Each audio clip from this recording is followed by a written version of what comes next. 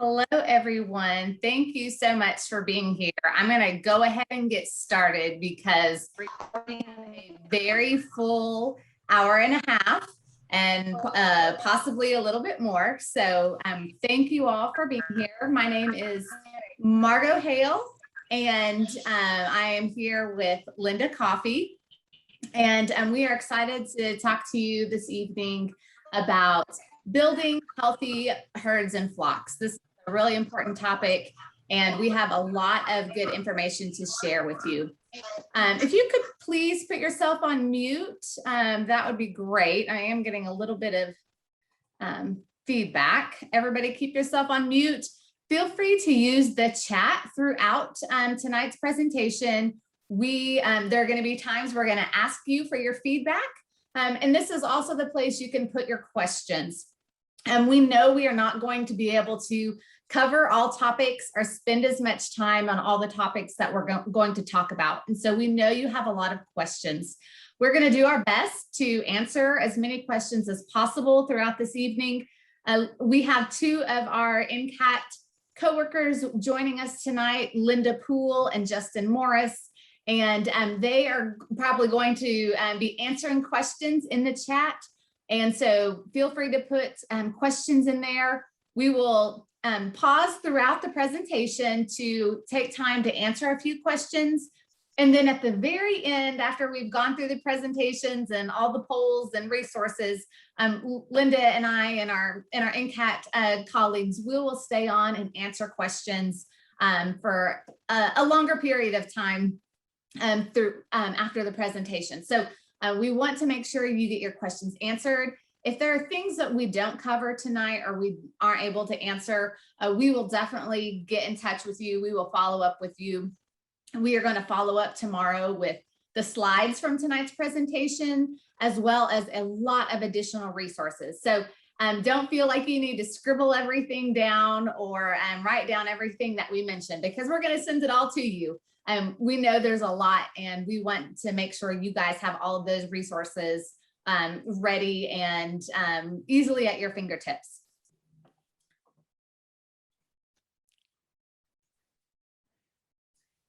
So Linda and I work for the National Center for Appropriate Technology, or NCAT, and NCAT is a national nonprofit organization that does a variety of sustainable agriculture and energy projects.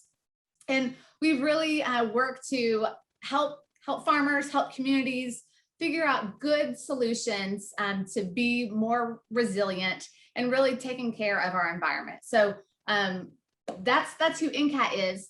And one of NCAT's longest running and largest programs, and a program that hopefully many of you are familiar with, and if you're not already, you will be after tonight, is ATTRA.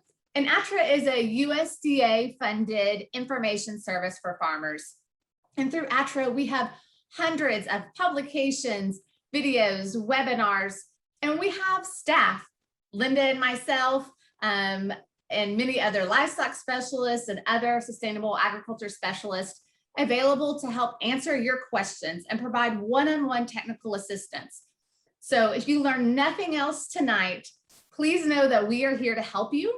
You can call our 1-800 number, you can chat us on our website, and you can email us. And in just a second, I'm going to show you the ATTRA website, because we're going to refer to a lot of our publications and resources throughout tonight's presentation. And so I want to make sure you guys know how to get to those things and how to navigate them. And so when we send you all the links tomorrow, you'll already be familiar with it. And I have to say that tonight's workshop is sponsored, partly sponsored by SARE, Sustainable Agriculture Research and Education. And we have a project funded by SARE to update some of our sheep and goat resources and do some educational activities. And so we are thankful to SARE and their partnership and how they provide educational resources and grants to farmers and researchers and educators. Okay, so I'm gonna stop this presentation real quick and show you the ATTRA website. All right, did that pop up? Yes. Okay, so this is what the homepage of the ATTRA website looks like. And the main things I want to show you are, if you click right here on sustainable agriculture topics, hopefully this works. There we go. You will see, if you scroll down, these are all of the different areas where we have information and resources. So pretty much anything related to agriculture you can think of, we have resources for you. Now I'm going to show you the livestock and pasture section. Click right there. And you can see we have all sorts of livestock and pasture information. We're going to refer to a lot of our pasture and grazing resources, which can be found here at Regenerative Grazing. But I'm going to show you the sheep and goat section, since that's what we're talking about tonight. And we have it broken down into a few sections. Once again, we're talking about health tonight, so I'm going to show you that section real quick. So these are all of our publications. We have quite a few titles of sheep and goat health resources. We also have a variety of podcasts. Linda and I have a whole episode talking about sheep and goat health, and our ATTRA podcasts are a wonderful resource if you like to listen to podcasts. And then we also have a video section down here, and we have some really great health-related videos, some shorter ones, some longer ones, so please check those out. Once again, we're going to send you links directly to a lot of specific resources, but I wanted to show you the ATTRA website so you knew how to find things without those links.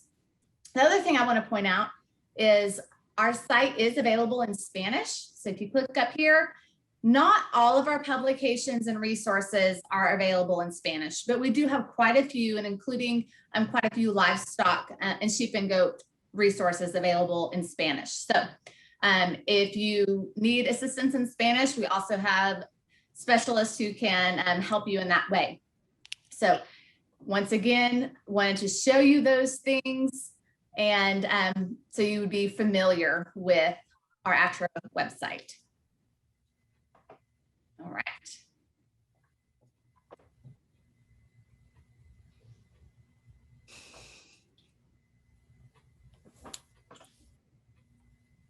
Okay. So now back to the presentation. Okay. So we want to see who all is here.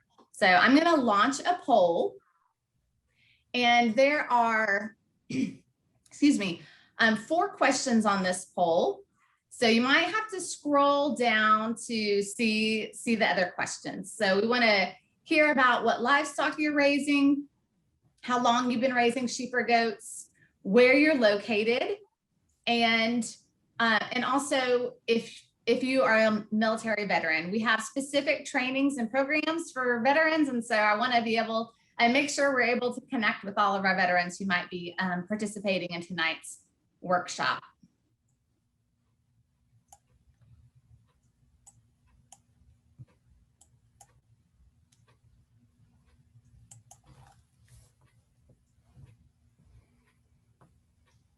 All right, we'll give it a few more seconds. We got some good responses coming in.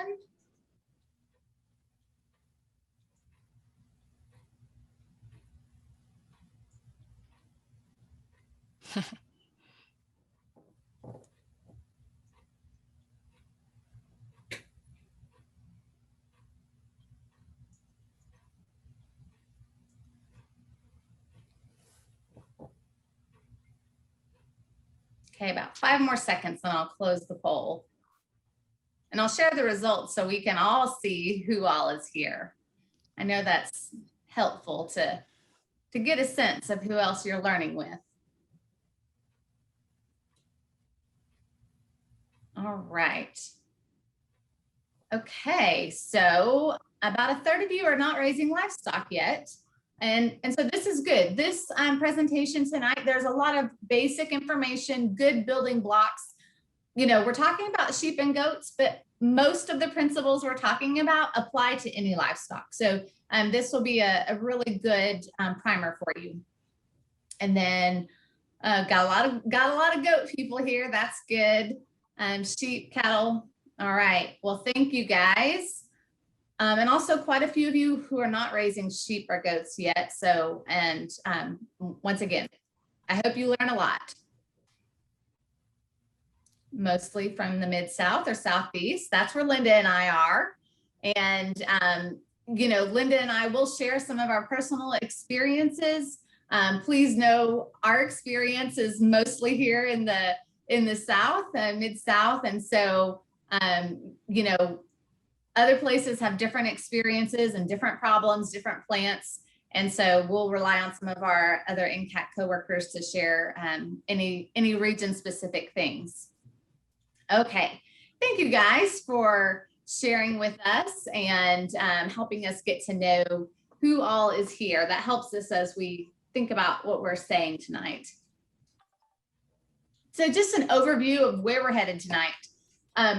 As we've said, this presentation is all about those building blocks for really building a healthy herd. And we're going to cover a few things of, you know, smart buying, where you should look and what you should look for when buying animals. We're going to spend a good deal of time talking about good pasture management, because that is really the basis for the nutrition for our animals and the basis for the health of our animals, really. And then we're going to talk about monitoring, watching our animals, watching our pastures and adjusting as needed, and how this helps us maintain and build healthy herds and flocks. So, you know, before we do all this, we're going to talk about farm goals, and then we're going to talk about understanding internal parasites, because that's usually one of the main health problems with sheep and goat producers. And then we'll talk about, you know, what a good animal looks like. So yes, we're talking about sheep and goats. But here at NCAT, we take a holistic approach to how we manage our farms and our farming enterprises. So we're going to think about our whole farm, and this includes our farm goals.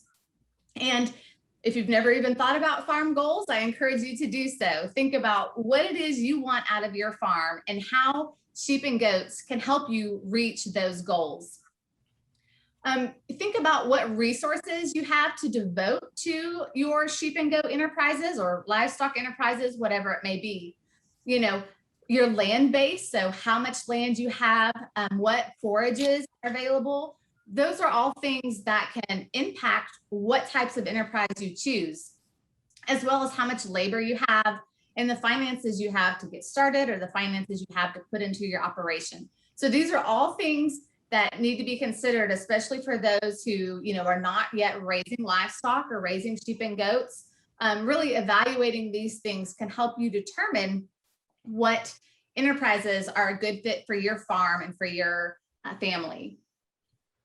So as I said, this is what's going to help you thinking about your farm goals, and those resources you have to devote to your farm will help you make those choices. You have to also think about your markets, your production, and cost to see if it's going to be a good fit, and if a sheep and goat enterprise is really going to help you meet your farm goals. And we're not going to spend time tonight talking about markets or really in-depth production topics, budgets or costs or anything like that. But we do have lots of resources. Linda and I are happy to visit with you about your thoughts or ideas or questions you have about determining what a good enterprise is for your farm. But no matter what enterprise you choose, you have to have healthy stock. It's going to be the basis of your sheep and goat enterprise. So that's what we're going to spend some time tonight talking about. All right. So we think we know what most people have health problems with, but I'm going to launch another poll, and I want to see what you guys say.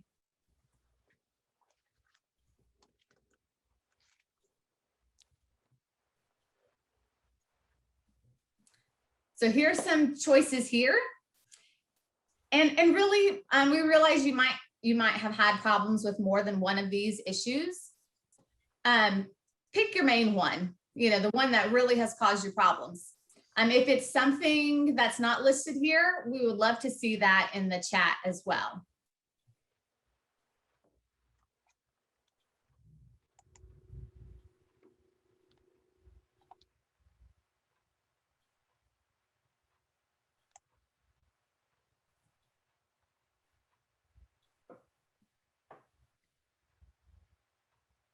Mm.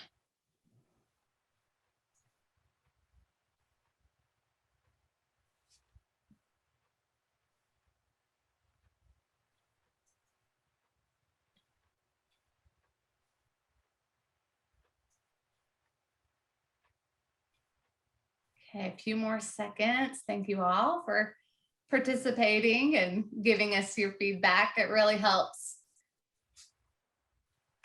If we can't all be in person together, learning together, using the chats and these polls is at least a little bit better than nothing. Okay, I'm going to go ahead and end the polling and share the results. Okay, well, Linda, our guess was correct. Most people say internal parasites are the main health problems you've encountered.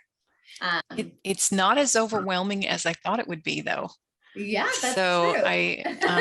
And I'm looking at the other things that are on there, and I see mastitis and nutrition is going to come up. I really feel like, y'all, at the end we are going to have another poll where you can say what you want more training on. So I think we just already learned a couple of things that might go in that. So as you're listening to us today, if you would make notes of things that, I need more of this, we are listening. Yes. Yeah. All right. Okay. And maybe it's because of where we live, but we thought that this is the place to start to help you understand how to raise healthy sheep or goats, because where we are, the usual suspect is internal parasites.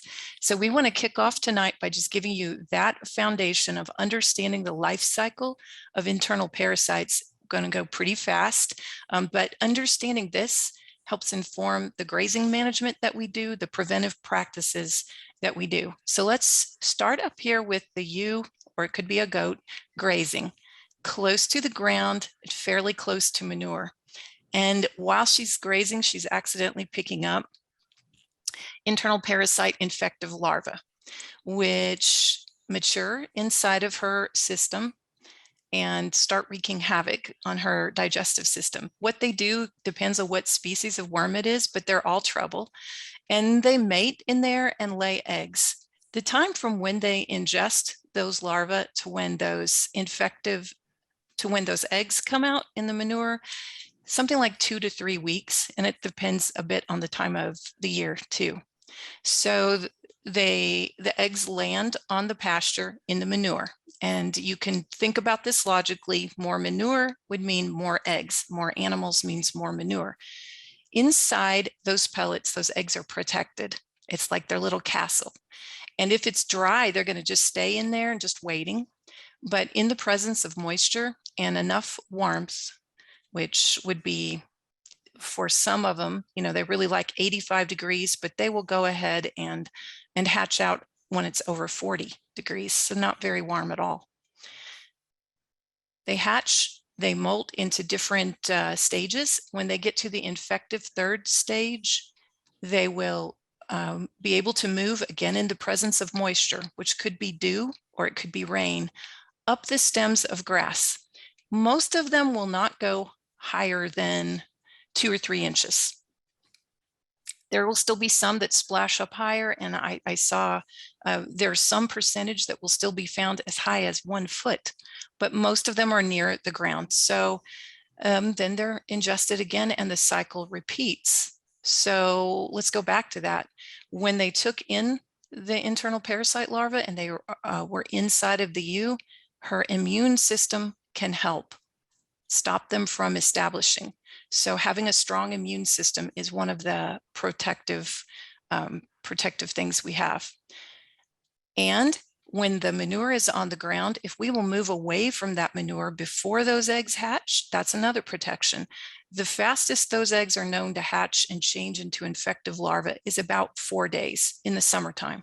So that's one of our strategies too, to move away before 4 days. And remember I said that most of them are low to the ground, they're near the manure. So grazing height is a really important protective thing too. We are going to not graze below 4 inches. Now, I've raised sheep for most of my life. I understand what I just said is kind of crazy. In order to accomplish this, we're going to have to do some special management. We just cannot let them out there to do what they want to do, or this will not happen. So we're going to talk more about that as we go. But does that make sense? Put in the chat, did you understand kind of the cycle? Because this is a foundational piece. I want to be sure, just say yes if you got what we've said so far.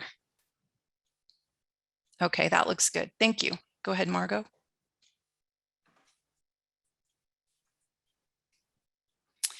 Well, we can't see the internal parasites inside of our animals, but we can sure see the effects. Whatever the internal parasite is, we will see low energy and lagging behind and low appetite and decreased digestion. Remember, these parasites are impacting their digestive system. So this all makes sense. Because they're not eating as much and it's not digesting very well, we're going to see slow growth or a loss of weight. And of course, lower production of milk, wool, or meat. They're trying to fight the parasites. They cannot put their energy into production. I will point out that all of these symptoms could also be caused by something else other than internal parasites. It's just that where we are, it's almost always internal parasites that are causing these symptoms. I said all of them cause kind of those general things. But barber pole worm is a bloodsucker. It's Homunculus contortus, and it causes some additional symptoms of anemia. This is really good because it helps us diagnose and detect which animals have the most inside of them just by assessing the degree of anemia using the Pfaffer-Milan chart, the FAMACHA chart. And that's what you see me doing there, matching the color, the mucous membranes to the chart. They can also have bottle jaw, and that is what you're seeing in that picture in the upper right, that accumulation of fluid under the jaw. It could also be under the brisket in an animal that is anemic. You're also going to be seeing those previous symptoms that I mentioned, especially the low energy, laying around, not eating. But not every worm is barber pole, and some of them can impact our sheep with the previous symptoms, but there's no anemia and there might be diarrhea, scours. And that's what you see on that lamb there in the lower right. So everybody causes trouble. Barber pole worms cause a special problem, and you'll see this with anemia. The card, Bill, is called FAMACHA, and we'll show that in another slide. FAMACHA. Who's most at risk? It's the ones who don't have a strong immune system. This is a temporary thing for females around birth. That's the periparturient, means around birth. They're under so much nutritional stress. Their babies are growing inside of them and they cannot eat as much because of the space issues. And then they deliver their babies, maybe multiples, and they're making milk. This is a very stressful time, and the immune system tends to go kind of offline. So this is a time when we'll see problems in our ewes. As I said, lactating females and dairy goats, or as Linda Poole said, heavy milking sheep, they're going to be at higher risk for internal parasites. Young animals haven't had a chance to develop their immune system yet. It takes some time. Old animals, maybe their immune system is tired. Also, it can be a teeth issue. If they don't have decent teeth, they're not going to be eating enough. And so the nutrition impacts this as well. And any animal that's been under some stress, and being sick is stressful, any animal that has recently recovered from internal parasites is still at risk for being reinfected.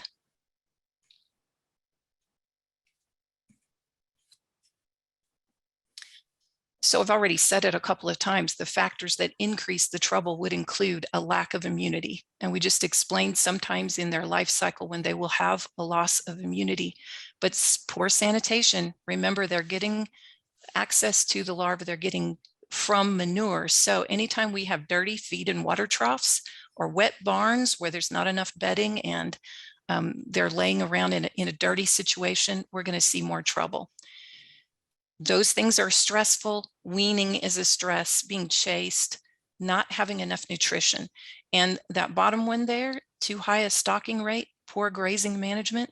I saw a quote from Dr. Sharon Patton in Tennessee. There are no chemotherapeutic solutions for overstocking and poor management. And we got to say that it's so true.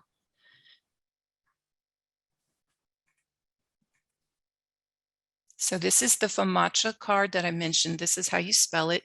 And I would encourage all of you to be trained in this. When we started using it, it saved us so much money because you only treat the ones who need to be treated. It also gave us some really vital information because genetic selection is going to be long-term what we need to do to get out of this problem. And if barber pole worm is your main player, and for us it is in the summertime, then using the Funga chart can help us understand which of our animals have the strongest immune system, and therefore we keep them, we keep their progeny. And the reverse is true. If they need deworming more than once, more than twice, whatever, we can choose to cull them. And we'll talk some more about this further on in the presentation, but basically, this chart just has 5 scores where number 1 is the bright red. That's a very healthy animal. Number 2 is still a healthy animal. That's what they're matching to this eye. So 1s and 2s, we don't deworm. If barber pole worm is the player, we leave them alone. They're fine.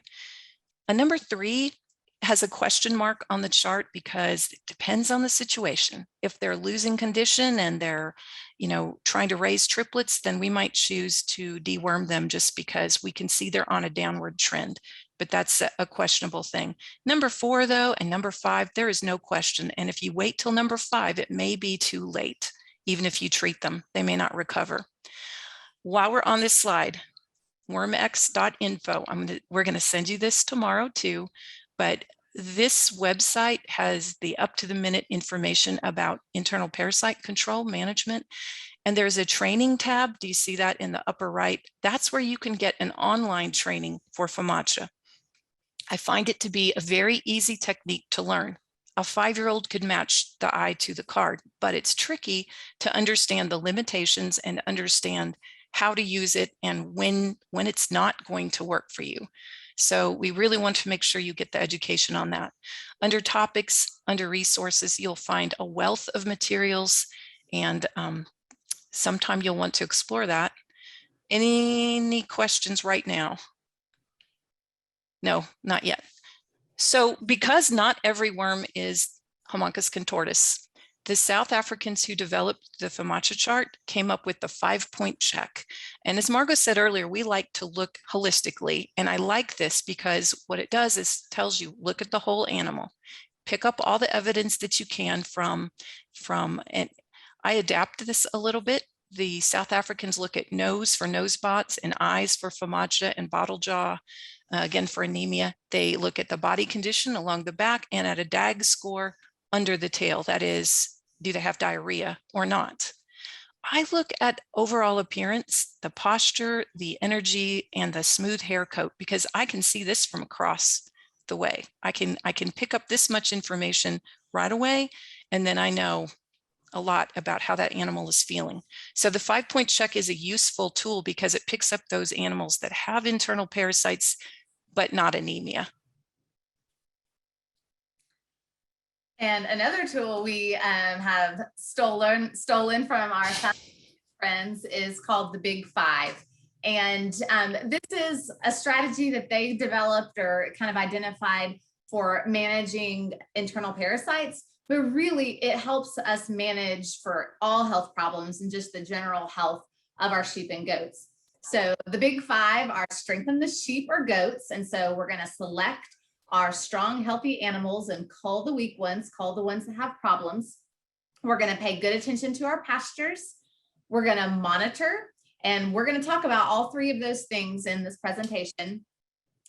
Weaken the worms or move away from them, and then drugs. Drugs is last on the list because it's the last resort. We're not really going to talk about drugs because they're our last resort. So we're going to focus on prevention. Once again, wormx.info has drug charts for all the dewormers that work and how they should be properly used for sheep and goats, because there are some differences. So please refer to wormx.info for drug information for treating internal parasites. And once again, you'll get the link tomorrow if you don't get it written down tonight. And once again, here are some of the resources that we have related to internal parasite management. It's a very important topic, and so we have developed so many resources. There's some great webinars, videos, all sorts of good information. Once again, you'll get these links. Okay, I see there have been a few chats, and thank you, Linda Poole, for addressing these. I did see the question about goat parasites in dog fecal sample. I would assume like cattle who don't share the same sheep and goat parasites, it's a dead end host. So I would assume it'd be the same for dogs, but I'd have to check on that to make sure. I have never heard of dogs having a sheep or goat parasite, but tapeworms, I mean, come into our sheep from the dogs. So yeah. Oh, yeah, I see a terrible question there. Rogelio says, how long a time can eggs remain viable in the manure?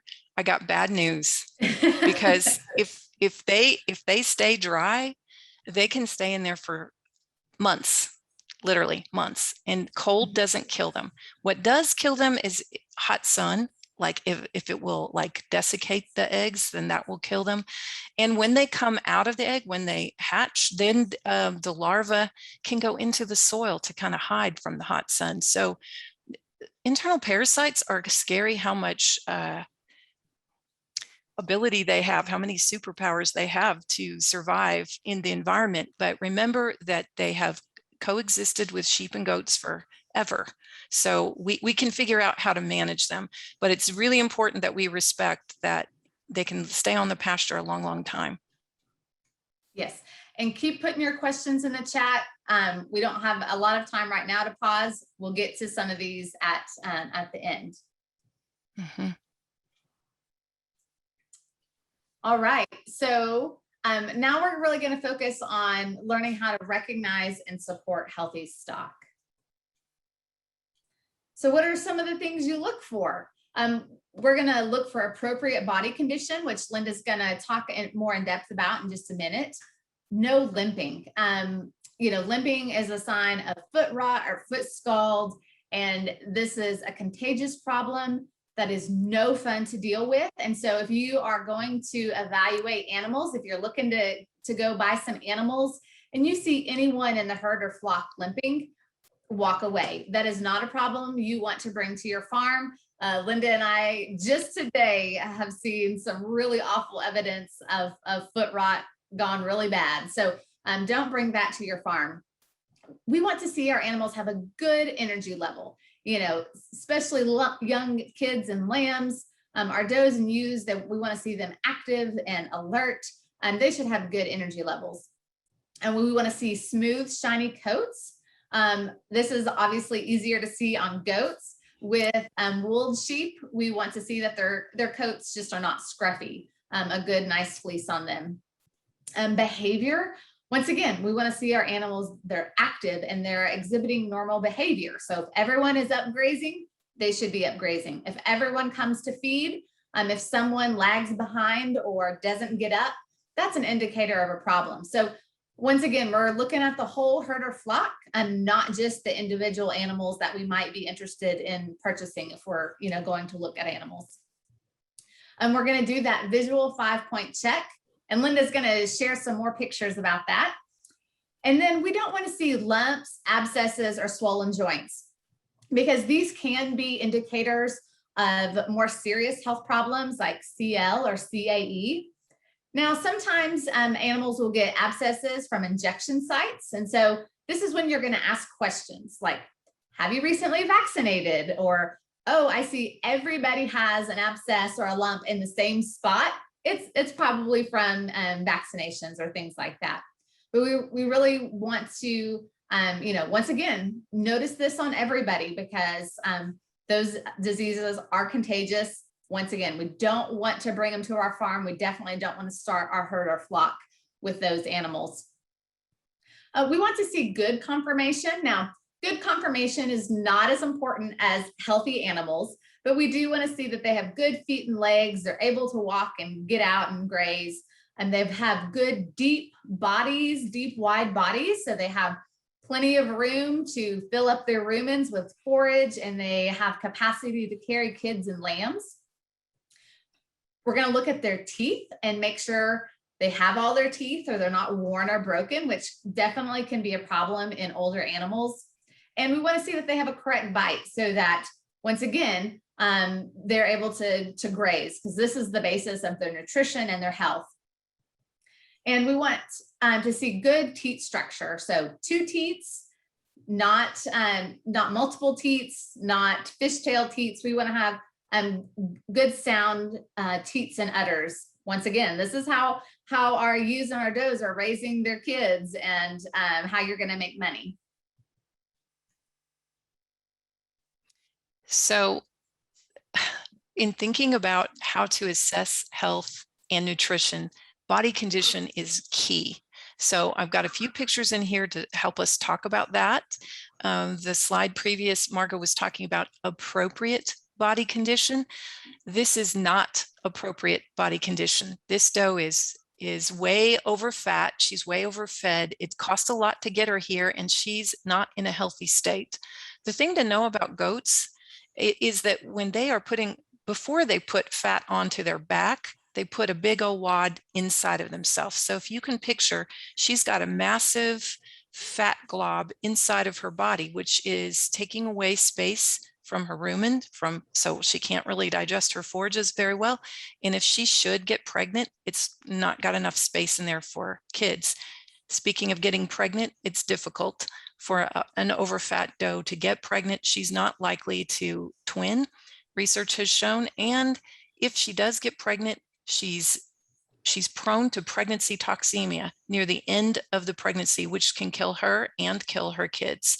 If she survives through that, she's still got the potential of a really difficult birth because of the fat taking up space inside of her, and it's just bad news. So you never want to let your animals get too fat. And I suspect that she was given quite a lot of grain in order to get her to this place, but we never want to see them this heavy. And it's really expensive to get them. It's really expensive. This fat. Yes. Yes. Now this girl, I really like her. I think she feels really good. I can tell this by her posture. And to me, she's like got about a perfect body condition, a moderate body condition. I like her smooth coat. I like her posture, how alert she is. Now I said appropriate for the stage of production. She's not milking. If she had just weaned off twins, I would expect her to be thinner than this. So at weaning time, if I come across a mama that's real fleshy, that's not a good sign. She didn't do her job. She was loafing. Okay. But going into breeding, I like to see them like this. Going through the winter, they'll handle the winter so much better if they've got a good body condition going into it. And I've been reading and learning about some fascinating work being done, showing that a doe like this in good, moderate condition is so much more productive, so much more able to make milk. And the numbers difference between one in her condition and one that's just one score lower, it's amazing. They can be like 3 times as productive. So keeping them in a good condition will pay off. Not fat, not like the one before, but keeping her in a good condition will help her get through the winter, help her make a lot of milk, and help them resist internal parasites. And that's partly why they do so well, is they're getting enough nutrition. Margo, was there something else I wanted to say about that? I don't think so. Okay. This one's too thin. This is not an appropriate body condition ever. Even if she had been milking, she shouldn't get down to this skinny. And if you look closely at her, put in the chat if you see any other kind of red flags, warning signs about this particular doe. When they get too thin, they cannot make milk. They cannot fight off sickness. Yeah, I do think there's a limp there holding up thing.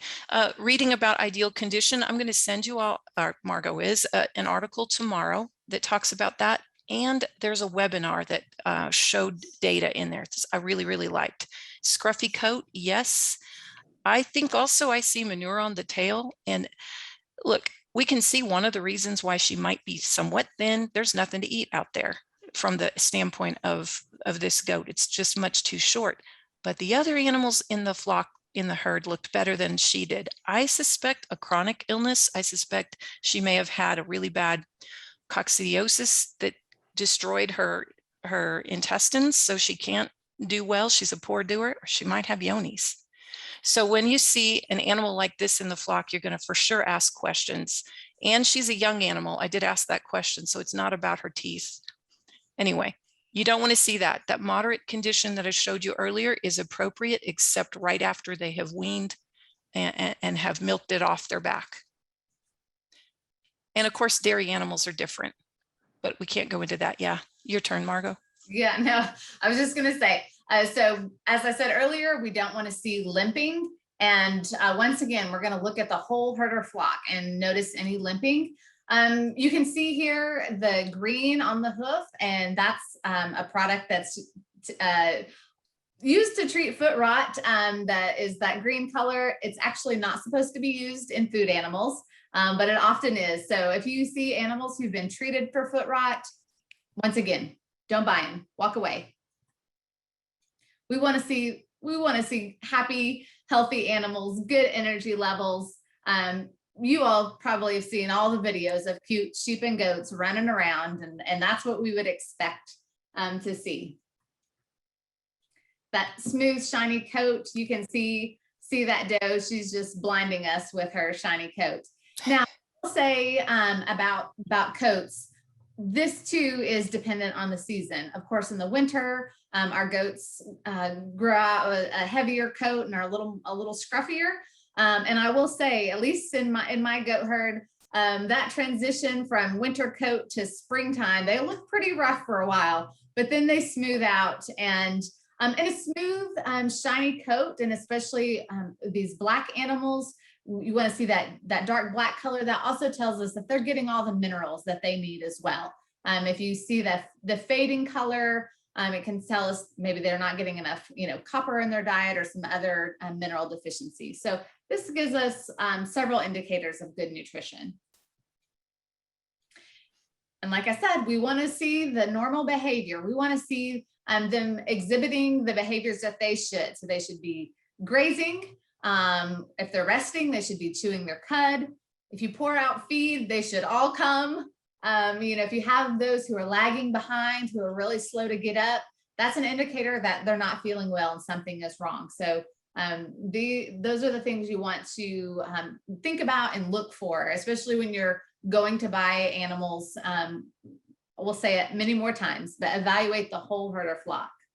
Margo, linger just for a moment on that one, would you please? I want to call attention to, well, for a couple of things. One is when you are feeding supplement, it's really important that you watch, stay there and make sure that everybody actually is eating, because if they're not eating, that is a warning sign. And as something is wrong. I like these troughs because they're easy to clean. Remember, we talked about sanitation being important. This is PVC pipe. You can sweep it out. You can clean it really well. So that's important. We're going to talk a little bit more in detail about the 5-point check. We have just a few pictures. I think it was probably pretty clear to you, but this is a ewe with bottle jaw. Again, that goes along with anemia. And even though we're not showing the FAMACHA here, you can see that the white of her eyes is very white. Okay. When they are anemic, all their mucous membranes will get paler. But this is not bottle jaw. So do you see do you see the little lump there in the the hinge there at the jaw? So it's not in the same position. It's not right up under the jaw. It's more back into the neck. And she's got a white spot on there, which might make it difficult for you to see on your screens. I don't know. But when I saw this, I was very puzzled, because you see this kid has a smooth, shiny coat, great energy. I can tell you she was FOMACHA score 1. She was hard to catch.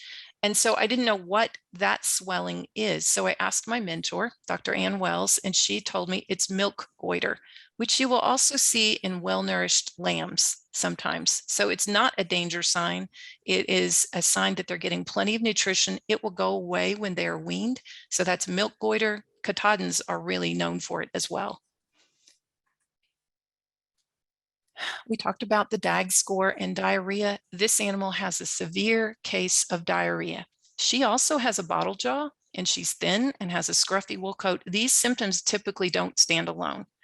So what we find is that they can have more than one problem at once. So a mixed infection. And in this case, we treated her for Barber pole worm and for coccidiosis. It's important to check into coccidiosis because it does not respond to the other dewormers. It requires a special medicine, a coccidiostat. We have an ATTRA publication about coccidiosis, and I would encourage you to learn about that and to be watchful for it, because that one can cause a lot of permanent damage to the intestines if it goes on without being treated. And then they just never do well, these animals. This is what we want to see. They should look clean as they move away from us. We see nothing on the legs, nothing on the tail, nothing underneath. This is a good, clean, because goat manure and sheep manure should be pelleted. This is, I refer to my poster child for what we don't want to see. Could you put in the chat what you see here on this animal? What kind of things are you picking up as you observe?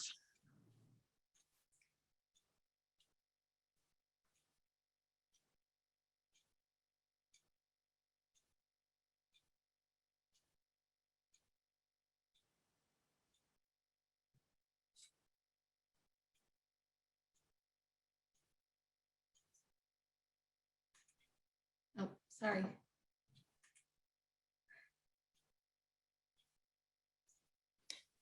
Okay, looking at this. Wow, you guys are saying so much in the chat. I'm very glad that Linda and Justin are in there answering questions, because I can't keep up at all. Yeah, I see you all have noticed that it's very thin. And someone commented about the rough coat, yes, and the tail being down. That's not normal for a goat. So it's a sign that they don't feel well. Maybe you can see that there is manure caked on the end of the tail. Definitely you can see those prominent hip bones and spine. That's not normal. And do you see how the legs are tucked up underneath? To me, that indicates it just doesn't feel well. There's a problem, probably in some pain in its stomach area. I think the ear is hiding bottle jaw. This animal is in pitiful condition. I know a lot of people would like to rescue this animal, but I can promise you that the people where it is have tried. They have tried to help its condition. And if they couldn't do it, chances are good it's got either what we talked about earlier, permanent damage to the intestines so that it cannot recover, or some highly resistant parasites. If you brought this animal home to your farm, every time she pooped, she'd be spreading those parasites on your farm, and you have the risk of infecting your animals. In my mind, the best thing to do with this animal is to euthanize. And what do you see in this picture?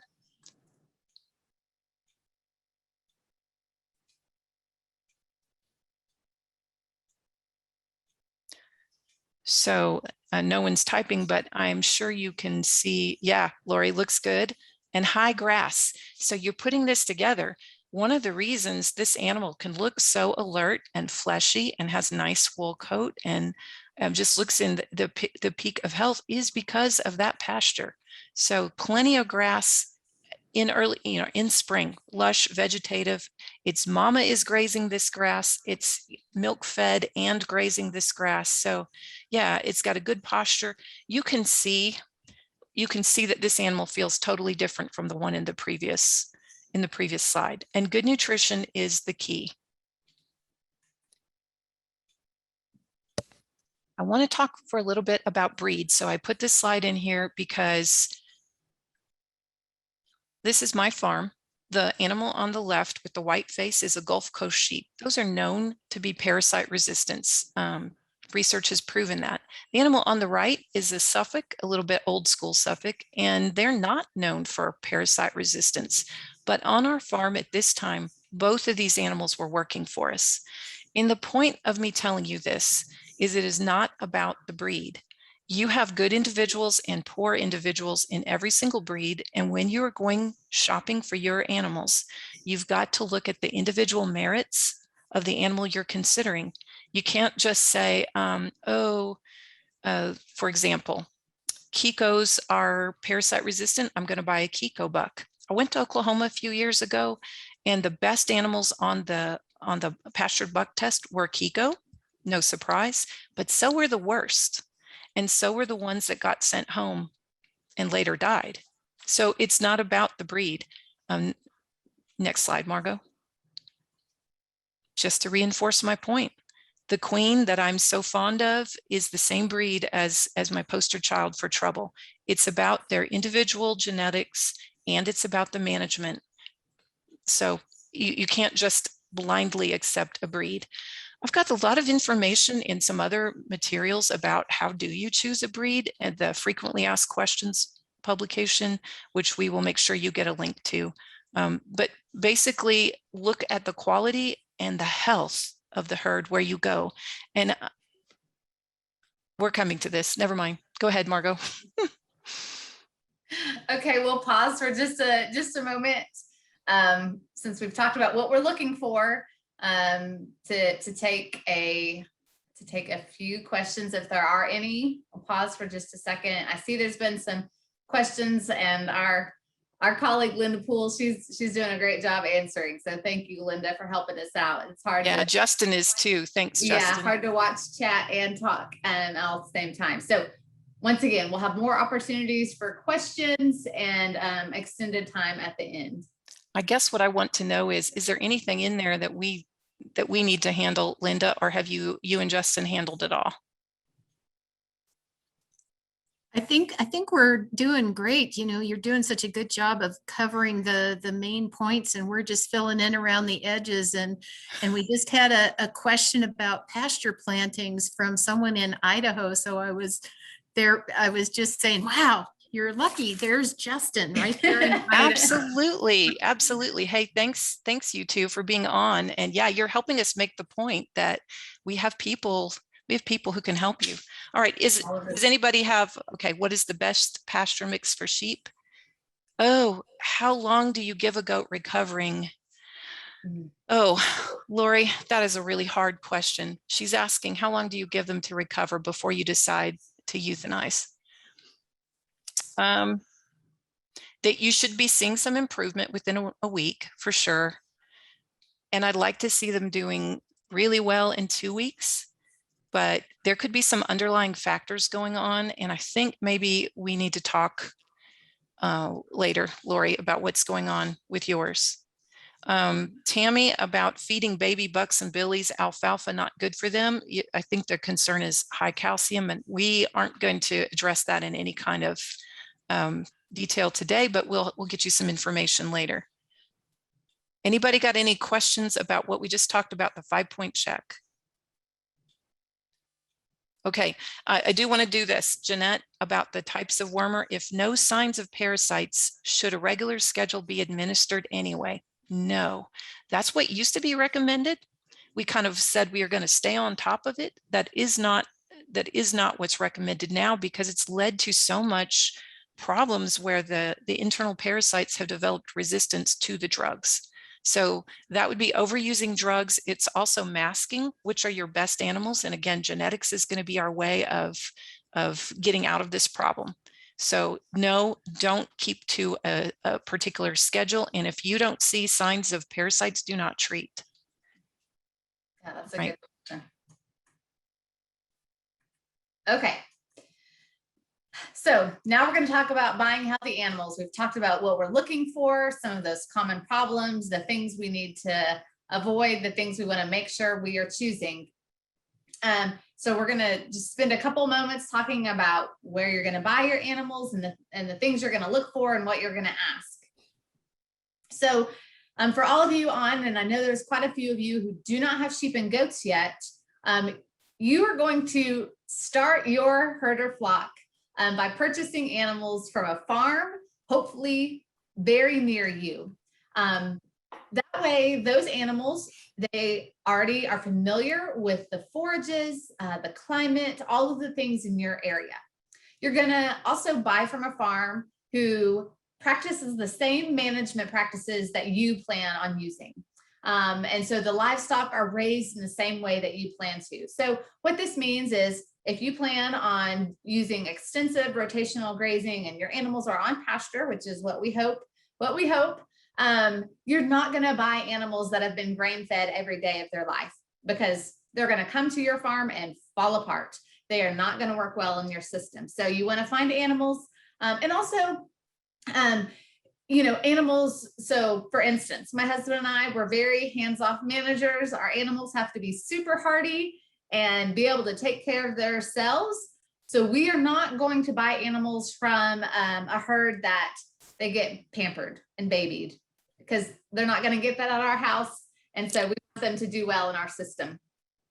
Ideally, you'll find a farm who is willing to serve as your mentor, and definitely one that's going to stand by their animals and stand by the health of the animals and what they sold you. So really, Linda has mentioned having a mentor. It really is important as you're getting started. If you've never raised sheep or goats, take someone with you. When you go to buy animals, take an experienced sheep or goat producer with you, because their eyes are trained to look for all of these things, and they can help you think of the questions you don't know to ask. And you really need somebody who you can learn from and ask questions of. And, go with the idea you're going to look at animals, not dead set on buying, because you don't want to go there and see limping animals or see sick animals and feel like you have to buy them, because we're telling you, walk away. Because we want to see that the whole herd or flock is healthy. And once again, we want to evaluate everybody and see that as a whole, they look great. You feel confident in the animals that you're going to purchase. Okay, so a couple questions we want to hear from you in the chat. If you could put, when you are looking for animals, how do you find a good source of animals? And what are some of the questions you ask when you're buying? So you can. Yeah, and while you're typing there, let me just reiterate, we say to a farm as opposed to a sale barn. And I have some personal stories about this, about why you don't want to do that. And I'll just share one. When I sold my flock to my brother when I went to college, he went to a sale barn and he picked up some real inexpensive sheep. They were not limping. He would have known not to buy them if they were limping. But either they were carriers or they were exposed to foot rot while in the sale barn, which is very possible. And the next time I came home from school, we were trimming hooves on all the sheep, the ones he bought and mine, who became infected. You don't want to bring a problem home. And if I have a problem animal, I'm going to send it to the sale barn, because I don't want to sell it to somebody that I'm going to look in the eye. So please don't go to a sale barn. They could just be there because they jump fences. You don't want that, or they're bad mothers, or they have a health issue that maybe is invisible to you. Yeah, there's been some good things shared in the chat. I'm definitely asking about their production history. So if they, have had their kids or lambs, how their mother did, what kind of records they keep, what health issues or problems they've been treated for, what's their deworming schedule. Same thing. If you go to a farm and they say we deworm everything, once a month, that tells me that the parasites that they do have are resistant to dewormers, and I don't want them on my farm. Yeah, so some really good things there. Let's see. I'm just making sure if I see anything else in the chat. Linda did say don't go to the sale barn, and also we are not going to go to multiple farms all at once and, you know, congregate animals from 5 or 6, 10 farms, because that is another recipe for disaster. You know, commingling all of the potential problems from all these different farms. So really try to stick with one source, start small. Sheep and goats multiply pretty quickly. So you can easily build your herd with strong animals. Yeah, I do think a closed herd is a smart way to build your flock. Someone asked if they needed to start with kids or older animals. That's kind of up to you. Remember that the young animals don't have a good immune system yet, so that can be a problem. After you haul them, they could be stressed. Yeah. I saw some questions there about quarantine. So yes, when you bring animals home, definitely quarantine them, keep them separate from your other animals. Definitely 7 to 14 days. Longer is better. You're going to watch for any illnesses or limping. And when you bring new animals to your farm, this is a time when we're going to recommend that you deworm them, just to clean them out of whatever parasites they may be bringing before you introduce them to your pastures and to your other animals. And this is a good time for a combination dewormer, because especially if you're, not sure if the one that you've been using is effective, using a dewormer from 2 or even 3 classes is recommended. And then I saw Linda Poole mention you can do fecal egg counts afterwards, before and afterwards, to just know for sure that it worked, that you got a good kill on that. So introducing them to your flock or herd, remember that this is going to be stressful. Particularly goats have to work out I don't know what you call it, pecking order is what we say, but Yeah. they have to work out Their who's budding boss. order. Yeah, they have to work out who's boss. They've got a social hierarchy. Thank you. They've got a social hierarchy, and they got to refigure that out. So expect to see some fighting, at least for a couple of days after you put them in. I don't know. Linda Poole, got any more tips about introducing new animals? The only one we ever introduce is a ram, because we keep a closed flock. Mm-hmm. But yeah, I do too. I really try to keep a closed flock. I've brought in a couple ewes when I was changing my genetics up. And I have my main flock out on pasture away from the barn all through the summer. And so I intentionally got those new ewes where they could have one part of the corral system and stay in isolation, and then the new rams on the other side. And I really think it's essential. I talked with a veterinarian as I was getting started, and I said, what are keys to success? And he said, number 1, quarantine. So I might go overboard with it. I really agree with what you said about using multiple dewormers and having some base information. Also, another thing to really be careful of, at least here in Montana, we're having a lot of trouble with sheep kids now. So if you've got a heavy fleeced sheep, consider whether it's possible to shear that sheep while it's in quarantine, because you can't treat kids if you can't get down and see the skin. And another thing that my veterinarian suggested was kind of a prophylactic foot bath. So just a zinc sulfate type of just dip their feet when they come out of the trailer, do it another time before you turn them out, just so you don't have to worry. And trim them. Yeah, those are good. Linda, I really appreciate what you said too about consulting your veterinarian. I think all of us need to have a veterinarian we can call and we can consult with, so that we can get help with problems. Those are all great. We don't have kids here, so I didn't even think about that. So thank you. You're welcome. Yeah. So we're talking about buying animals that are already, in good condition and are healthy, but it's up to us as managers to keep them that way. Remember back to the big 5 things, the holistic look that the South Africans have. The point number 1 is to strengthen the animals. And so we're going to work on those supporting the immune systems. We're going to look for those animals in our flock, in our herd, that have the best immune systems. Research has shown that in my flock and in yours also, 80% of the parasites are inside about 20% of our animals. In other words, some of our animals have less ability to fight them off. And if we can figure out which ones those are and get them out of our flock, we have much less problems moving forward. So we're going to keep the best animals and their progeny, and we're going to cull the worst. It's especially important that we put energy to this when we're choosing a ram or a buck. They influence the future so much more than a ewe does. So some breeds, you know, are putting a lot of work towards this by participating in the NSIP. The Katahdins and the Polypays come to mind, but all of us, whatever breed we have, I feel have a responsibility to be very careful about keeping only the best animals for breeding stock.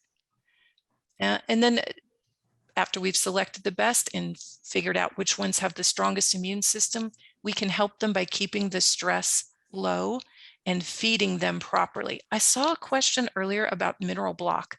We recommend loose minerals. It's just a lot easier on the teeth. And we can't tell you what minerals because that depends on where you are. We in this group tonight are from all over the country. Where I am, we're kind of deficient in copper. Where you are, you might have some toxicity issues. So there's no one size fits all for minerals. All of them need adequate protein, and during those vulnerable times, they need extra protein to help them stay healthy. And they need adequate energy. So we're going to be thinking about that and about water as we feed them to support the immune system. Vaccinate as recommended by your veterinarian. A minimal program, the one that we do on our farm, is to vaccinate for the clostridial diseases, type C, D, and tetanus. Linda Poole was talking with us earlier about how she's had to change her program. And Linda, I'm going to give you a second to talk about that. In other areas of the country, there may be more things that are recommended to vaccinate. Where we are, this is enough. And some people don't vaccinate at all, and it's fine. But if you're going to feed some grain, or if you're on a property that has had horses, I really think the CD&T is cheap insurance. Linda, go ahead and talk about vaccinations, if you would. Yeah, I do. I am very lucky in having a good veterinarian, and I brought in some wonderful genetics out of Missouri. And within a year, one of the rams died, and it was unexplained. You know, this is a vaccinated ram. We did a necropsy on him, which I would always recommend if you have an unexplained death. It's a really good way to prevent the next unexplained death is if you can understand what happened. But I took it in, and it came back to be a different type of clostridial disease than what has been seen here previously. And the veterinarian said, as our weather changes, as it gets hotter and drier with fewer freeze cycles, that we're seeing changes not just in parasites, but also in diseases. And he recommended that I switch my vaccine to one that covered 9 different types of clostridial diseases instead of 4 or 8, like the vaccines that I had been using. And since I did that, I haven't had a problem. And the nice thing about it is the new vaccine seems like the sheep tolerate it better. So I'm getting better coverage with less impact to my sheep. And I would have never known that if I hadn't taken that animal into the vet and had that necropsy done. Oh, thank you, Linda. That's excellent points. So we've talked a lot about some of these things we're going to look for to keep our animals healthy, what we're going to select for. And in order to build a really strong herd or flock, we're only going to select those healthiest animals. We're keeping records. That's how we know who we've dewormed, who's had health problems, who hasn't raised their kids or lambs. So here's my a plug for our farm record keeping, and I can talk more about that at a later date. But really, this says you can use 3 strikes or out. On our farm, it's probably less than 3 strikes, and depending on what the strike is, it might just be 1 strike that an animal gets before it has to leave. And so, you know, we're going to cull so we have a really strong herd, because that's just going to, over time, reduce the number of problems we're dealing with. unless it's your fault.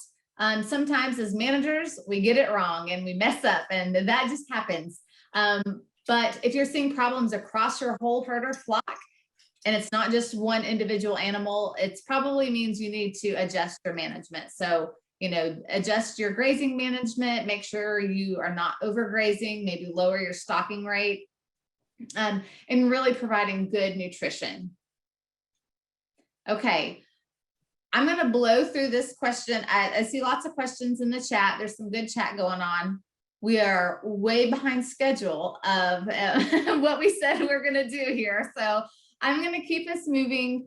Once again, there's been some good questions in the chat, and thank you to those, Linda and Linda, for answering some of those.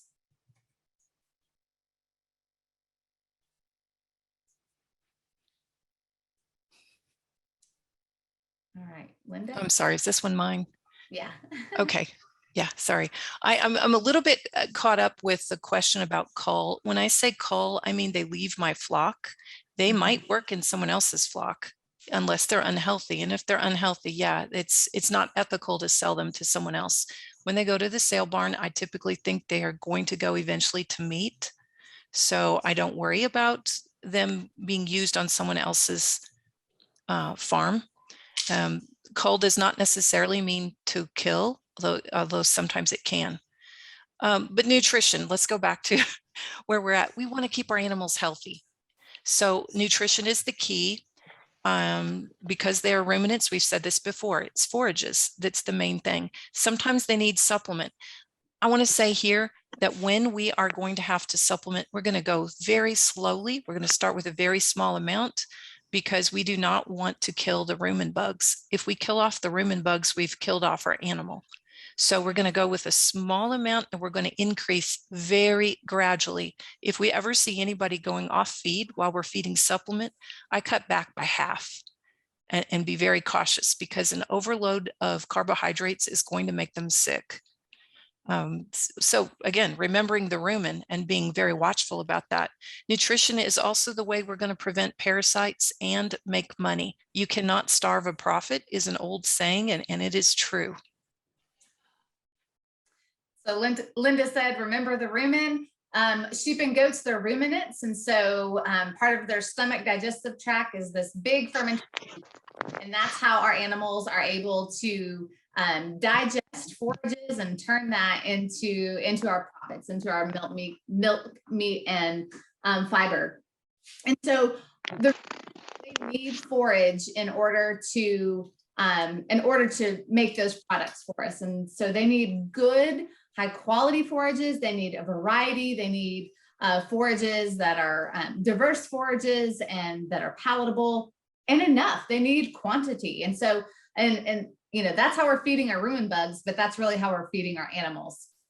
And so we're going to accomplish this by paying good attention to our grazing management and using rotational grazing. So we've got some pretty tall goals here for pasture management, because we got to consider the pasture and maintain it in good health. And that implies also the soil underneath. We want improving pasture composition. We don't want to see it going down to weeds that they don't eat, that is. So we want to maintain our healthy pastures. We want to feed our animals well to support them in their health. And we want to avoid internal parasite larvae. That's a lot. The great news is the same management accomplishes all three goals. And so when we're doing a careful job with our management, we are getting a win on all these fronts. And so how do our animals tell us that we're doing a good job of our pasture management? We see that they are getting enough to eat. And we can see that in their fill. So in looking at the left side of the animal, we can see if they are full, if their rumen is full. We can see it's, you know, it's not sunken in, but it's full there. They're getting their fill and they're maintaining that good body condition like we talked about. So depending on their stage of production, if they are getting good nutrition, they should be in that good moderate body condition. And really, we've talked about all of these management strategies. I do want to point out, going back to when Linda talked about the parasite life cycle and some of those numbers of, how soon the eggs hatch and how far up the forage they climb, that tells us how we should manage our pastures by leaving at least 4 inches of residue so our animals are not grazing. This also allows our forage to regrow. It leaves good energy reserve so our forages can regrow. We're moving away from pastures and not coming back until the pastures have rested. So one, that's helping us avoid the hatched parasite larvae. And two, it's really helping our forages regrow and getting the best use and taking care of our pastures for the long run. One of the things, it doesn't fit cleanly, but one of the things that is important in improving our soil health, our pasture health, and our animal health is to have water in every pasture. If you don't have water in every pasture, what tends to happen is they go from the far side of the farm, walk to the water source, they deposit the manure and the urine around the water source, and you wind up with depleted nutrients on the backside of the farm and a highly contaminated hot spot near the water. They also, as they come into water, are going to overgraze, and you can see a zone from the water on out to where they're using it much too heavily around the water and not enough in the back area. So having water in every pasture keeps the nutrients in the pasture where we need them. It keeps them from having to walk as far to get there. So they tend to drink more, they tend to do better. It's just a good practice. And I can tell you that we've seen a great improvement in our pasture since we put effort toward this. We use a cheap setup. If you can work with NRCS and get a nicer water system, go for it. But garden hoses can accomplish a lot too. And I just would encourage you to pay some attention to this. And again, keeping it clean and a drinkable temperature. And we want to see diverse forages. Rumen bugs need diverse forages. Our animals do much better if they have lots of options. Just like you don't want to eat the same thing every single day, neither do our sheep and goats. So in this pasture, I see some grasses, I see clover, which is a legume, I see vetch, which is another legume, broadleaf weeds. These all are very nutritious plants. And sheep and goats, they are able to choose exactly what they need and want in a diverse pasture situation and choose the things that are most nutritious and meet their needs. So they're amazing grazers if we give them the options that they really need.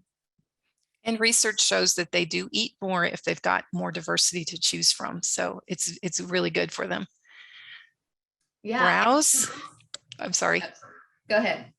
Browse. At some times of the year, browse is the most nutritious thing out there. It's what goats are designed to eat. And the higher the head, the lower the load. There are no parasite larvae making their way up that browse plant. So when we can offer browse, that also gets them different minerals, and it's really good for their health. Sheep will eat browse as well, just not as readily as goats will.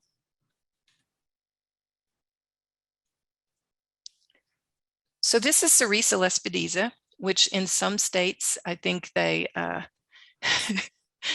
frown isn't strong enough word about Sericea lespedeza, but the thing is goats can control it, and the tannins in Sericea lespedeza and in some other high tannin plants will suppress the parasites inside the animal. They don't kill them, but they suppress the egg laying, and what few eggs are laid just don't hatch. So this is we've got a publication about this, about Sericea lespedeza and using it for internal parasite control. And so this might be one option that can help your animals. And Sericea is a legume along with the clovers and vetch like we showed in the earlier picture.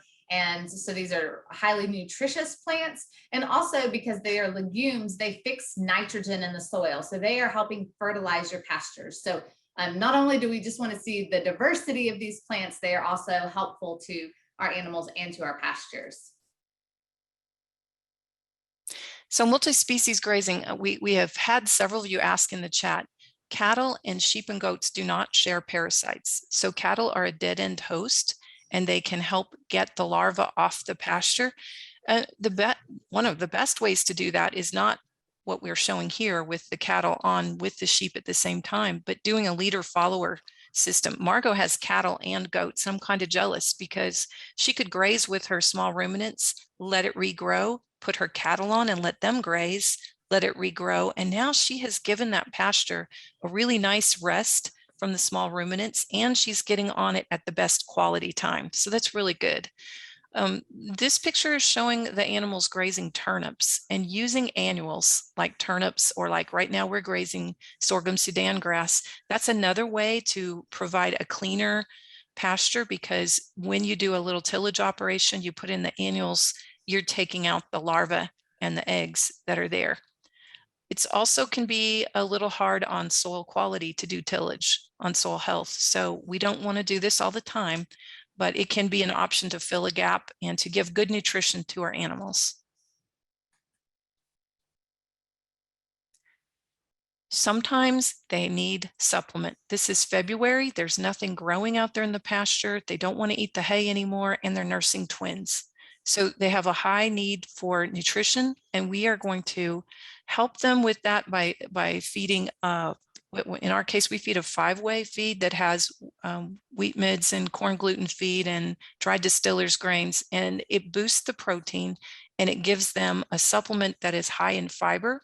So it's less likely to hurt the rumen bugs. But again, we're going to be careful, a little bit at a time, increase slowly, make sure that forage is the main part of their diet so that we don't throw off those rumen bugs.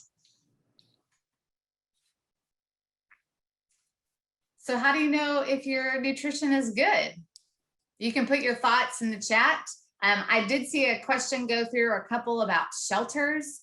On our farm, we do have a couple of, barns shelters, but our animals do not always have access to them. In our climate where it's very moderate, a tree line works great. Some of our pastures have no shelter at all, and the animals do fine. The goats are sometimes unhappy when it rains, but they deal with it just fine, and they're used to it. So we do provide some shelter typically when we're kidding, or if weather is really severe. We had some really severe temperatures for Arkansas this winter, and so we did move our kidding goats into shelter. But generally, in my experience, our goats have been very hardy and do just fine without shelter.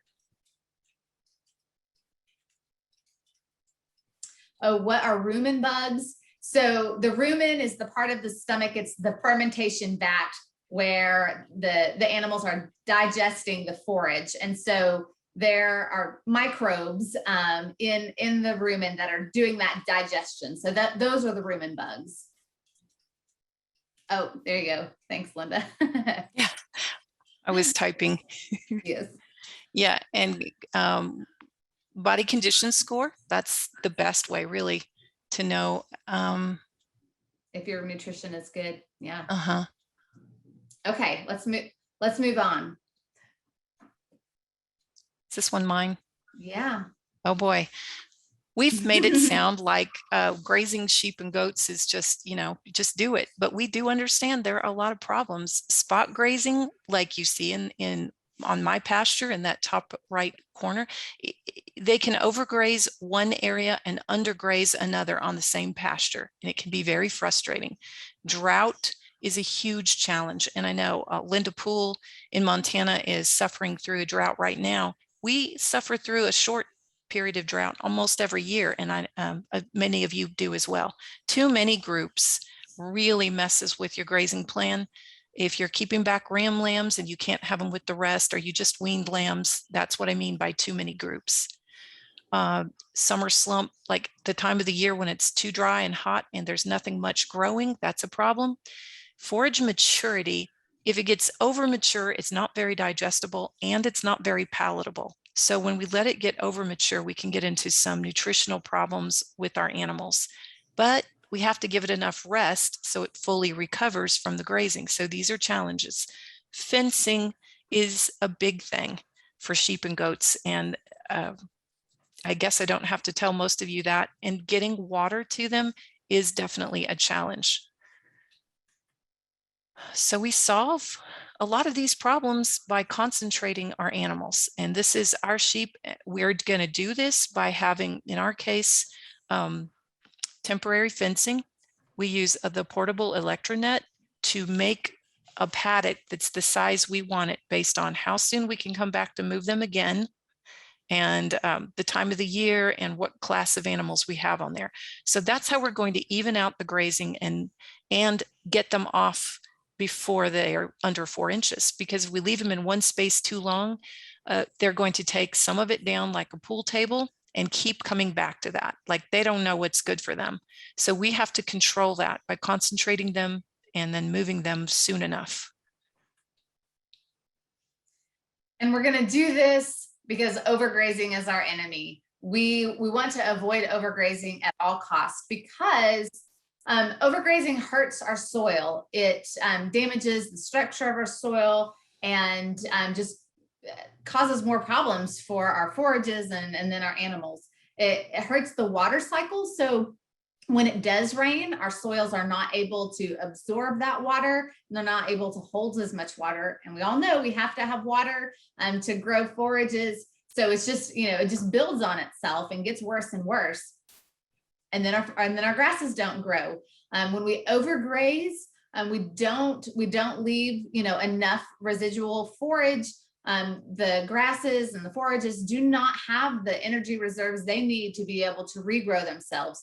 And, the more we take our forages down and don't give them enough rest, each time it takes the forages longer and longer to recover. So once again, we just keep compounding all of our problems on ourselves. And if we don't have good enough forage growth, then our animals aren't going to have enough to eat. We showed they need diverse pastures, and they need quantity, and they need it at the right maturity stage and want it to be palatable. So by overgrazing, we're just wiping the slate clean, and we're not providing our animals with any of those things that they need. And then that's going to hurt our production and going to hurt our profits. So at all costs, we're going to try to avoid overgrazing. Yeah, that downward spiral that Margo just described, and we've already said a lot of this, but you can't prevent overgrazing if you have too many animals on your property. So step one is we have to have an appropriate stocking rate based on the capability of your soils. I think that's good, Margo. Yeah. So how do you find out what's an appropriate stocking rate? I have seen several of you on the chat say, how many should I have? And that is so site dependent. And here's where NRCS really comes in my mind. So NRCS is the Natural Resources Conservation Service. Justin Morris with us used to be with NRCS, and he's super knowledgeable about their programs. But we know, because we participate in this, your first step is to go register your farm. And then they can help you with so much technical support. Soils maps, they can come walk your farm. They can look at the stand of pastures that you have to see if you've got like a good stand of plants that your animals will eat. And they can talk to you about your productive capability. My farm is different from Margo's, even though we're both in Prairie Grove. And your farm is different from your neighbor's too. So I can tell you what we are doing in Arkansas, but it's irrelevant really, because it's not going to match your circumstances. We'll say that remember about avoiding overgrazing, remember about growing your flock kind of slowly from the inside and keeping as closed herd. So even if you find out what your farm can support, I don't recommend you start there, especially if you're just beginning. You can get a lot of great experience starting with 10 ewes or 10 does. Or 5. Or 5, yeah. 10 kind of act more like a herd than 5 do, but yes, keep your costs low, learn on just a few animals to begin with. Yeah, and Linda, I think we want to make sure you hit this last quote on the slide. Oh, thank you. Yeah, my NRCS state grazing land specialist, Jeremy Huff, said this, and it sticks in my head. You can create your own drought by your management. And that goes back to what Margo was describing about what overgrazing actually does, why it's such a serious thing.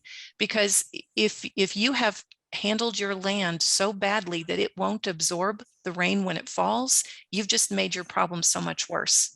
So by careful management, we are helping our whole farm, and we want you to think that way.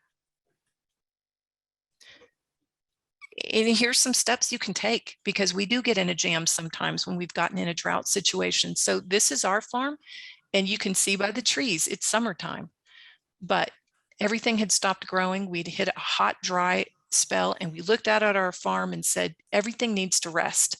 This is how we did it. We brought the animals in, we gave them a precious bale of hay. You can see by what the sheep are doing how much they really appreciated the hay, because they're trying to grub up the Bermuda grass, even though that's not a good forage for them.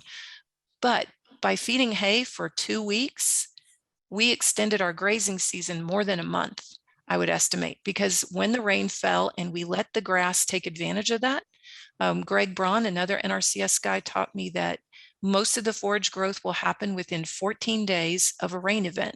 So by staying off of it and letting those solar panels grow, we helped our grass growth for a very long time. So in the short term, it kind of hurts, but we have to look to the long term. And another strategy is to use emergency feed. On my farm, less than half of my land is fenced for pasture. The rest of it is woods. That's my bank account. So if I hit a drought situation, I can turn my sheep and goats into the woods. They can browse. They're getting away from the internal parasites. They're getting some nutritious feed. They're getting some more minerals. Another way to get emergency feed is a neighbor who lets us graze using portable fencing. You might have a neighbor who lets you do that too. So I'd encourage you to have kind of a plan for what you can do in the case of drought. We had a few questions sent to us about poisonous plants, so we just want to mention it. Mostly sheep and goats won't eat poisonous plants if they have other options.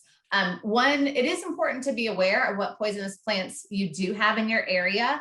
And this is another plug for buying livestock who are raised in your area and have been exposed to the forages and the plants that you have. So hopefully they've learned from their mothers what not to eat.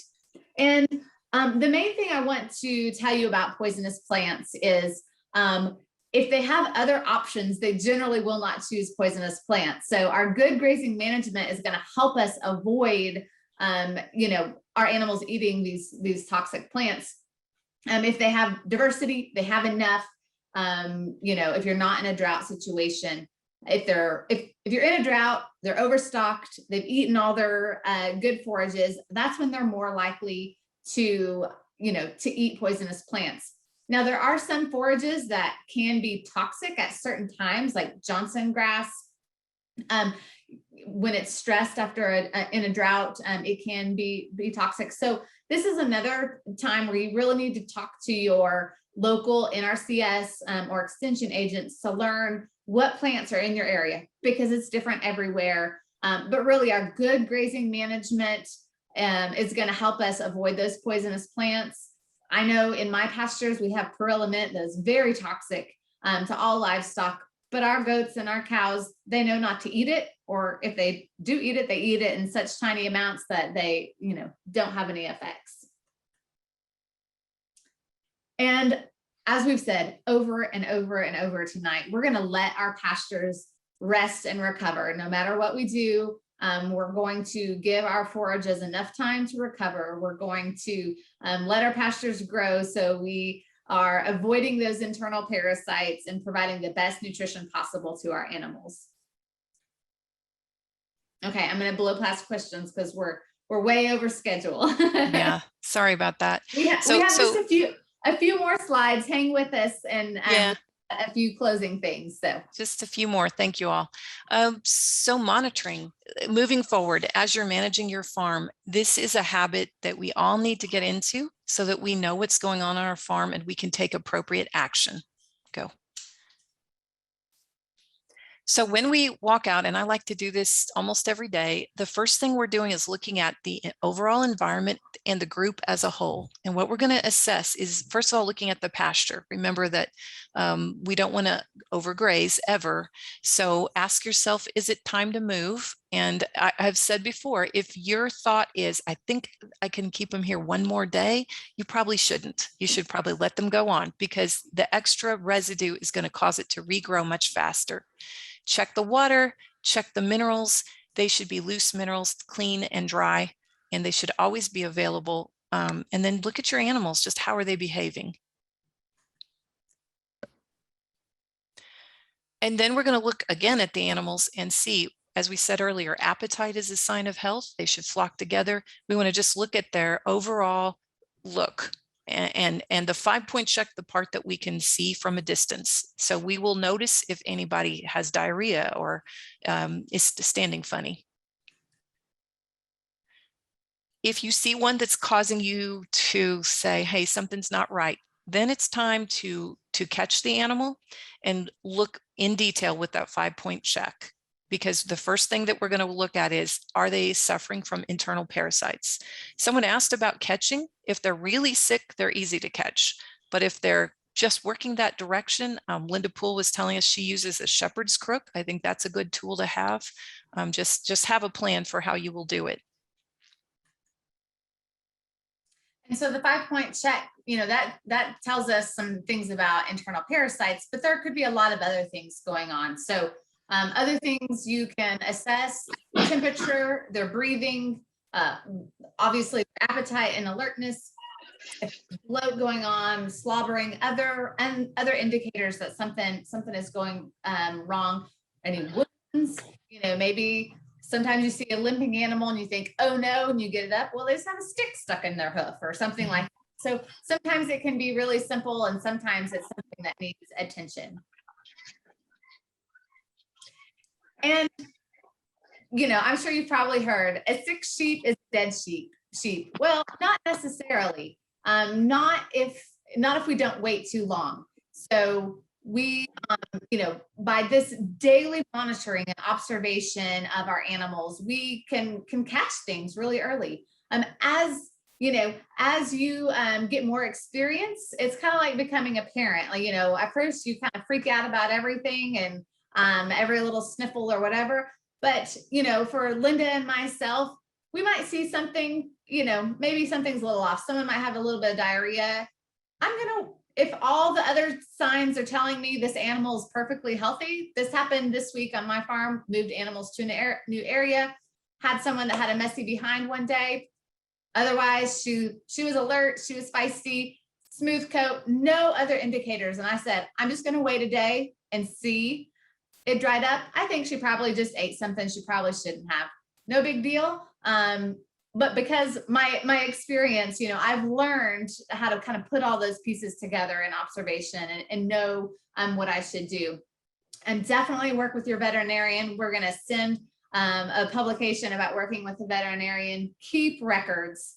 So we know the animals to cull. We know the ones that we want to keep.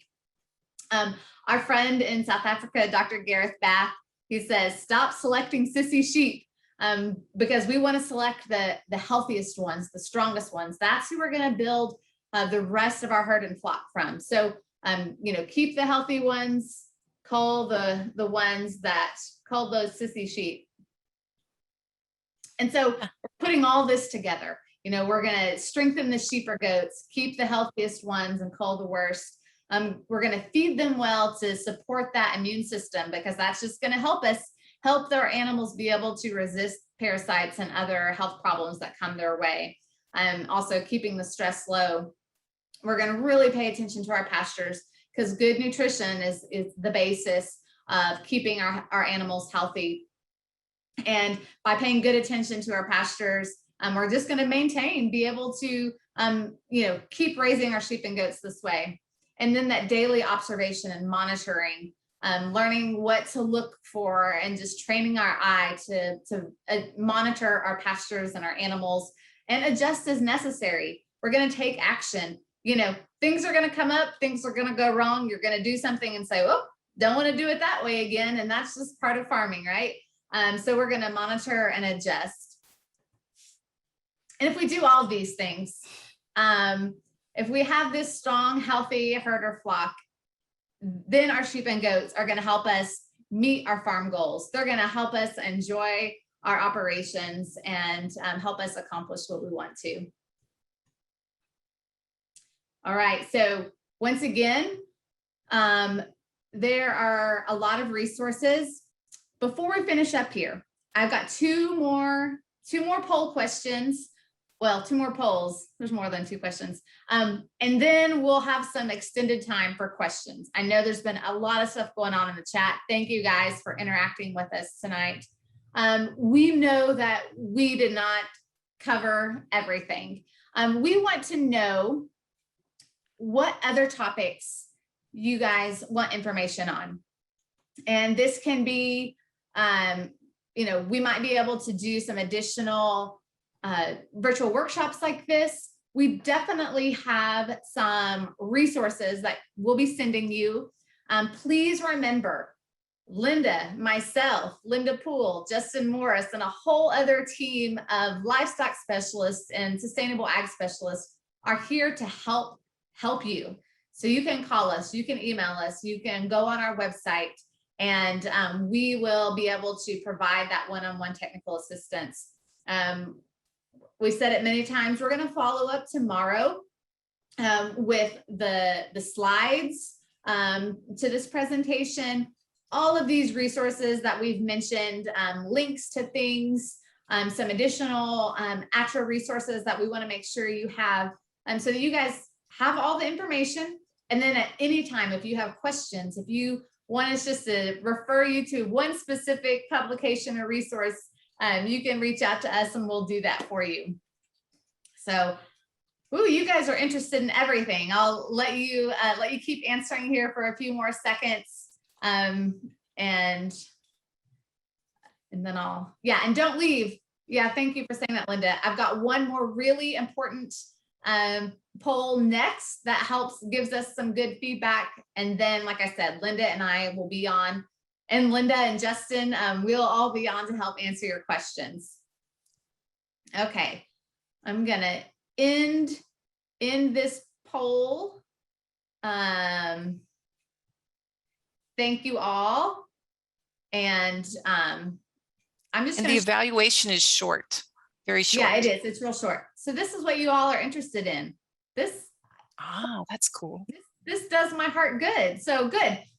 This is good for us to know. We will definitely respond to this and provide some additional trainings and workshops. This is so helpful to us. Yeah. Okay. So here is our evaluation.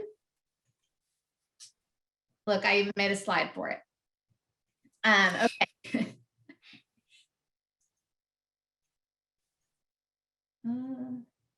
Gotta stop. Sorry, guys. So there are 5 questions on this evaluation. They're real quick, but you might have to scroll down a little to see all 5 of them. And so your responses to this evaluation questions, they're anonymous. So Linda and I nobody can see your answers to these evaluation questions, but it really helps us as we plan for the next training events to be able to get the information we need to know what we can do differently and how you guys plan on using this information. That's right, Margo. And I think it would be good. Those of you who have some specific things that you want to tell us, some feedback, we welcome it. You can reach us by emailing, and we are sending out our emails, and Justin's and Linda's tomorrow, Linda Poole, that is. So we really need to hear from you so we can do better work. And thanks. Yeah.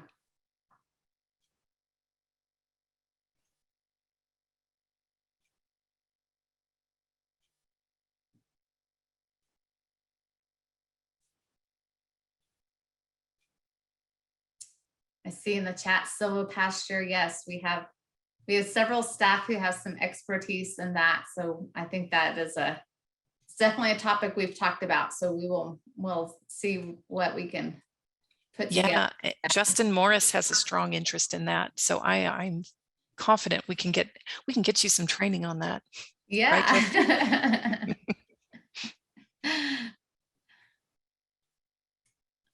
all right. Okay, I'm gonna leave the evaluation. I'm gonna leave it up for a few more minutes. We can start taking some questions. If folks if you have some specific questions, if we missed something earlier, like if you put something in the chat and we missed it, go ahead and put it back in the chat, and so that way we can address it. I know we missed some things. It was hard to keep up. You guys were active chatters, which is what we wanted. And I know we answered a lot of questions, but we're happy to answer those again.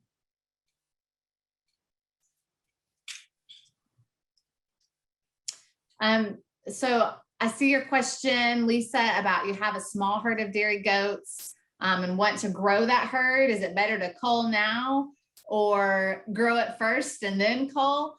I would say cull now, because you don't want to breed animals that have issues or problems or are not exactly what you want. If you start with those healthy animals, the animals that are productive and are doing well in your system, those are the ones you want to breed and build your herd from.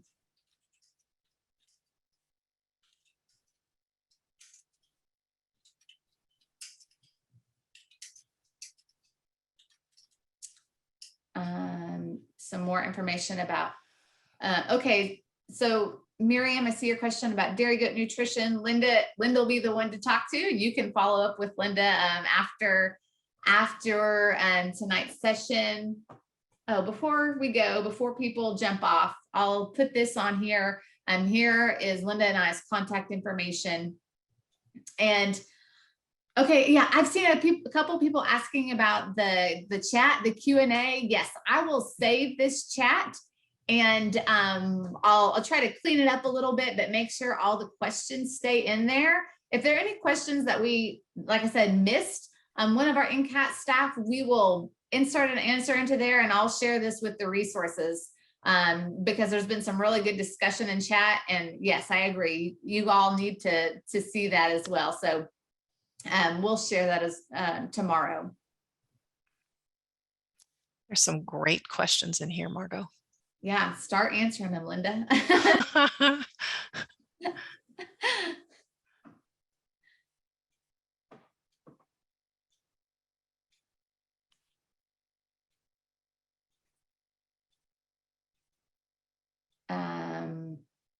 I see a question, dogs for herd protection or management. On my farm, we do not use dogs. Linda Coffey and Linda Poole do use guardian dogs. And that's a whole nother hour, but yes, but there are.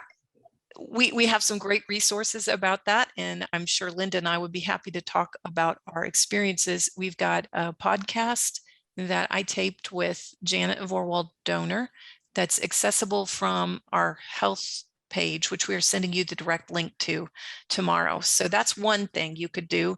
There's also a wonderful series from Food Animal Concerns Trust. We're going to send you that link as well to get to their webinars. Janet did a whole big thing about predators and about, assessing who's the predator and about dogs and taking care of those troublesome behaviors that you might see in dogs and about donkeys and llamas and all of that. So we also have a tip sheet that you can get from our health page. And yeah, Linda Poole has some great experience and she can share that too.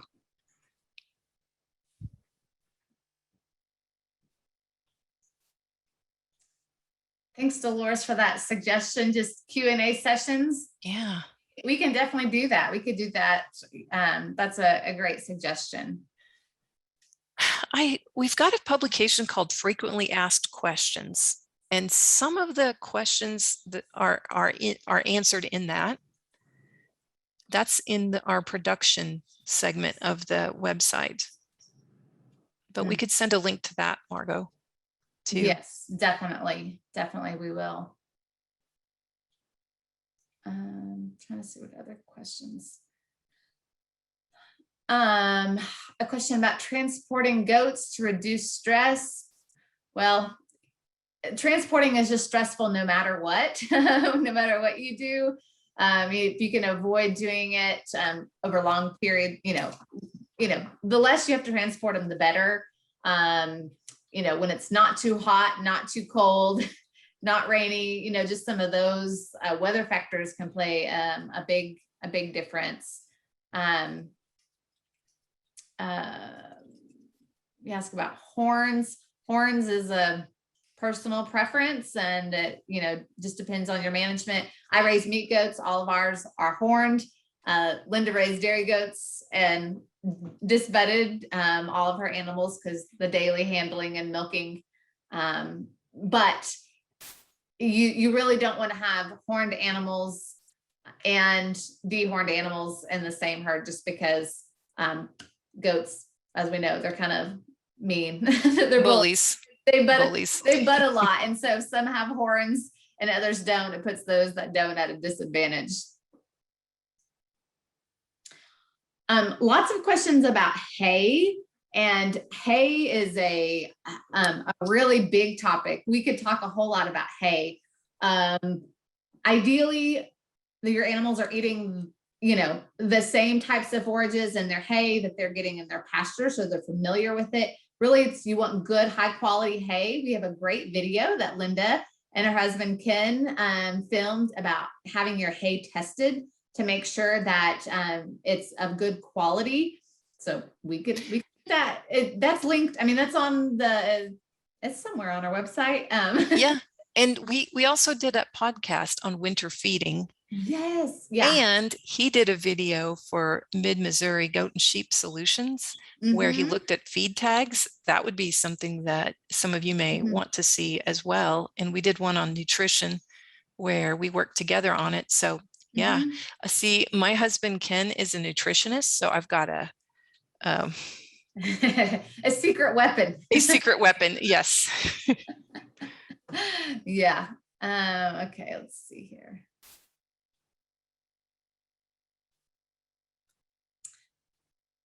I don't know anything really about fiber goats. So I saw there was a couple of questions about fiber goats, but we can get you some information about that.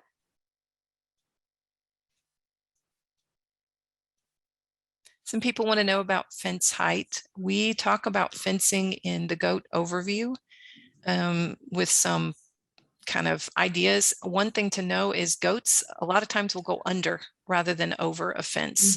So you got to pay attention to where your bottom wire is, as well as how tall the fence is. My goats have not been jumpers, but no. Yours? No? No, we've had like one ever go over a fence, it was on a stump and went over a fence. But yeah, our goats, honestly, the only time they get out is if there's fenced down, a limb or something, or if someone doesn't shut the gate. And thankfully it's always my husband who forgets to latch a gate and not me. You. The other thing is the bucks, our dairy bucks, so athletic. And if there's a doe in heat, I fencing for them is really difficult. So if you have an animal that you don't want with the rest, then you have to pay attention to a taller wire, or I think he would have just had to go in a stock trailer for a while because he was so athletic. Yeah. Okay. Overgrown property, can goats thrive in that area? Absolutely. Yes. Absolutely. We just have to be aware of the predators that might be also in that overgrown property. In Oklahoma, there was some really wonderful work doing with vegetation management to reclaim tribal lands. And so I know where we can get a hold of some information about that through Langston University. So if you need something about overgrown land and how to reclaim it, we can learn from what they did, and just connect with me or Margo or yes, but those browse plants that the overgrown, especially if it's browse, brush, whatever it may be, like we said, those plants, it's like the most nutritious, and the goats are really going to thrive on it. And if you're wanting to clear out land, the goats are a great option to do that, and more cost effective than spraying or mowing, and definitely more environmentally friendly as well. And so you can clear out your property and you have goats meat to sell from that venture. Okay, there were a couple questions about copper and copper deficient soils. So we didn't talk about a lot of things. We know. Yes, some areas of the country just have different different minerals and things in their soils, different levels. Some areas are selenium deficient, some are copper deficient, some areas you might have too much of some things. So having a soil test and just knowing, once again, this is a place where NRCS can be really helpful in helping evaluate your soils and tell you what's there. Also, in addition to soils, the forage analysis. So that's how we know that our forages are deficient in copper. And minerals is so complicated. I've got a chapter again from Langston where Dr. Steve Hart explains about some of the interactions, because it's not just because they interact with each other. It's a super complicated subject, which is why we deliberately didn't go into a ton of detail about minerals. Mm-hmm. Yeah, and there's a couple comments about sheep and copper, and you're right, sheep are very sensitive to copper, and so they can easily become toxic to sheep. They do require copper, but in much lower levels than goats and other livestock. So once again, you really need to know what's in your forages, and knowing what you need to do to supplement the minerals. You should talk to a nutritionist. Well, if there's nothing, is there anything still in there that we need to answer, Margo? I see that Justin was real busy putting in some great stuff. Thank you. Yeah. Thank you all for hanging with us. We knew we had a lot to fit into our hour and a half. So thanks for hanging with us. And we hope, you've gotten the information you need. Oh, are there parasites transmitted from deer? Yes. Meningeal worm is a problem in areas of high deer populations. And actually I dealt with it on my farm this past year. I know places, and I think Colorado have much more problems with it. Our buck was affected last year. He started staggering and having some other issues. And at first I thought encephalitis or goat polio or listeriosis, some of these really serious things. He wasn't dead in 24 hours, so I knew it wasn't one of those things. And we were treating him, and finally determined that it could be meningeal worm, even though we had never seen it before. And we treated with high doses of fenbendazole. That's the recommended treatment. And he turned around in just a couple of days, and thankfully we caught it early enough. He recovered, and he bred our herd, and so no problems. But yes, meningeal worm, which is passed from deer, can be a problem. Yes, Dolores, in the links for tomorrow, we're going to send you several other organizations that have good sheep and goat information. So yeah, thank you for that. Yeah. Oh yeah. Thank you, Linda Poole. Deer flukes, deer ticks. Yeah. Also problems from deer. It won't be first thing in the morning because we're still working on putting together all of these many resources that we've promised you. But we will get all of these resources put together and sent to you, the slides. It'll probably be next week sometime, but the recording from tonight will be available, and we'll have that up on our website. We'll also send it out to everyone who registered for this webinar to make sure you guys have access to it. So when you're bored, you can go back and watch this again, Friday night movie, right? If you want to learn more about sheep and goat health. So thank you all so much for being here. Please know you can reach out to Linda and I and our other NCAT colleagues at any time. Yes, thank you all so much.